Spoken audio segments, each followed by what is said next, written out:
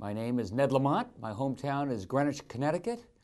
My occupation is cable TV entrepreneur turned candidate for governor. What did you want to be when you grew up? A newspaper guy.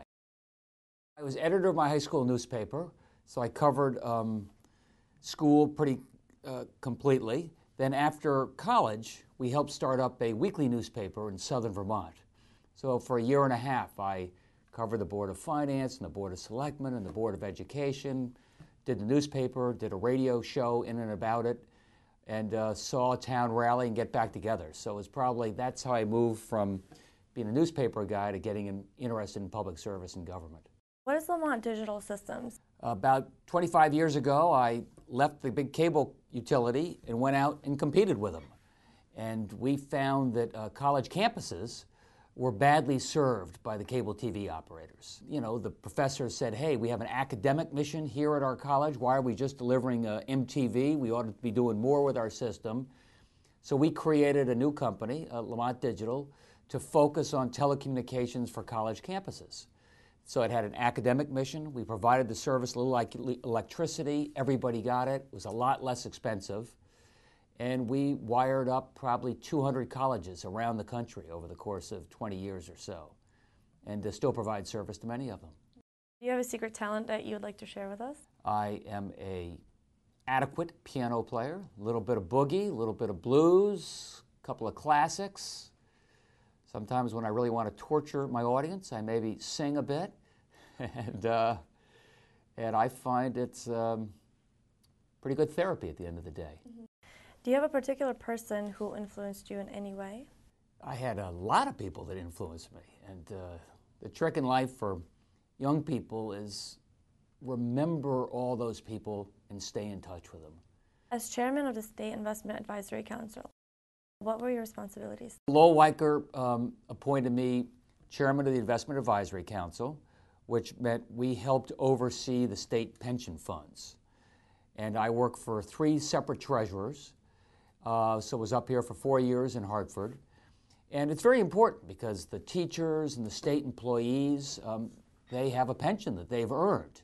So if we don't invest their pension monies wisely today, the money may not be there when they retire. So we took over that fund back in, I guess it was 1992 or 3. We were one of the, quote, dirty dozen, one of the most underfunded pensions in the country.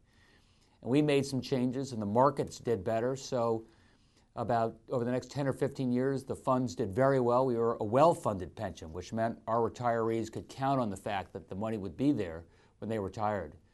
Last few years, the markets have not done as well, and we're in trouble again.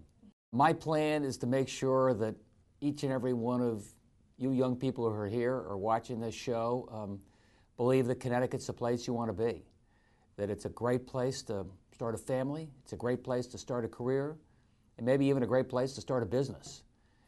And I'm a little different than the normal politician. I spent most of my life starting a business and creating jobs. And I'm going to do everything I can to make this a place where young people want to call home.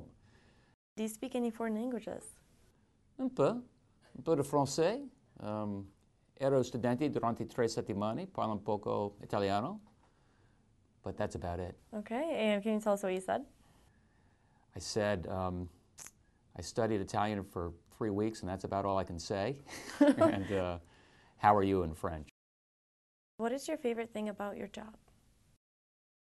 Well, my job right now, which is a candidate for governor, is getting to meet folks like you. Mm-hmm. I mean, if you don't like meeting people, if you find it tiresome, if you don't want to hear their stories, you know, go be a banker or just go work in some think tank, you know. I love going around the state of Connecticut. I love hearing the innate confidence of the people of the state and see if I can reflect that and see if I can give them a sense that this is a state that's getting its mojo back, getting back on offense, a state where they want to be. What would you do to convince young professionals to stay in Connecticut and look for work rather than elsewhere? Great cities and great jobs. Hartford, New Haven, Bridgeport, I want these to be vibrant electric cities where young people say, this is a fun place to be. And we were down in Sono, South Norwalk yesterday, you know, beautiful streetscape, you know, outside cafes, tons of young people. So community by community, you can do that. Wi-Fi wherever you go. but most importantly, jobs. If they're not good paying jobs with decent health care, you can afford a place to live, maybe you got to have a roommate or two to get started, then people are going to leave for greener pastures. And they've been leaving for a long time in this state. More than any state in the country, young people leave Connecticut. We're a small state, there are a variety of reasons, but I want to turn that around. What in your life has prepared you for the duties you would face as governor? I think this is a tough time for the state of Connecticut, and it takes a different type of leader. Meaning if we were just doing okay, we could trim a little spending here, or then maybe you'd say a legislator or a mayor or somebody from a more traditional political background would be fine. But the state's in a world of hurt. We've got an enormous budget deficit right now.